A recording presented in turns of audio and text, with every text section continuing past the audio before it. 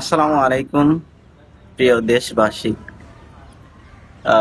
এই যে আমার পিছনে যে বিল্ডিং গুলো দেখতেছেন, এটা হইলো ডুয়েটের বিল্ডিং। আজকে ছাত্র দলের পোলাপান এই আশেপাশের যে ছাত্রী আছে তাদেরকে নিয়ে ডুয়েটের পোলাপানদের মারছে। প্রায় 18 জন আপনারা জানেন যে আহত, 12 জনের অবস্থা খুবই আশঙ্কাজনক। এটা ডুয়েট মেডিকেল সেন্টারের যে রাবেয়া ম্যাম আছে তিনি জানাইছেন। দেখেন আসলে আমাদের এই ক্যাম্পাসগুলোতে একটা সময় ছাত্র লীগ এই পুলিশ দিয়ে একসাথে কি করতো, অ্যাটাক দিত। ঠিক সেম কায়দায় এখানে বাহিরে আপনারা দেখতে পারছেন হয়তোবা, পুলিশ বসে আছে, দাঁড়ায় আছে, তাদের আন্ডারে কি আছে, ছাত্র দলের পোলাপান আছে, ভিসিরে ঢুকাইতে চাইতেছে।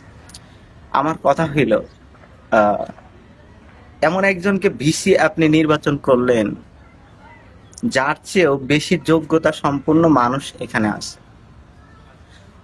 এখন আপনারা বিসি নিয়োগ দিচ্ছেন হইলো দলীয় ভাবে। আচ্ছা, দলীয় ভাবে যেহেতু আপনারা নিয়োগ দিচ্ছেন, এই কি যেন ইকবালের চেয়ে কি ভালো যোগ্যতা সম্পন্ন দলীয় লোক এখানে নাই?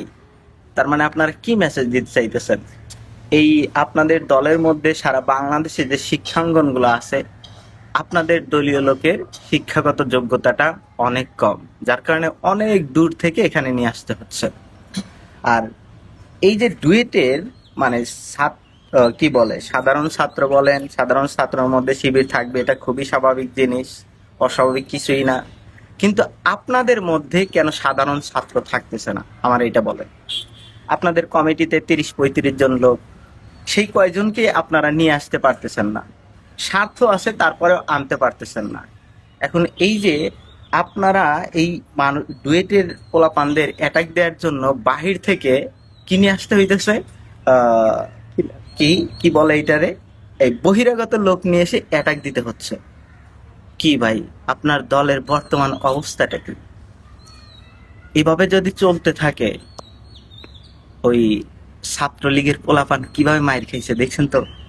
শেষ সময়ে এভাবে মারবেন, মারতে মারতে মানুষের কথা আপনি বন্ধ করে দিতে চাইবেন, একটা সময় আপনি পালানোর জায়গা পাবেন না। আর একটা জিনিস মনে রাখেন, এই যে আমরা যারা একটু কথা বলি, আপনাদের টার্গেট হয়ে যায়। এরকম টার্গেট কিন্তু একসময় অনেকেই হইছে, অনেকের টার্গেট করছেন, স্ক্রিনশট এই সেই বক্কর চক্কর অনেক কিছু রাখতে চাইছে, পরবর্তী থাকতে পারে নাই।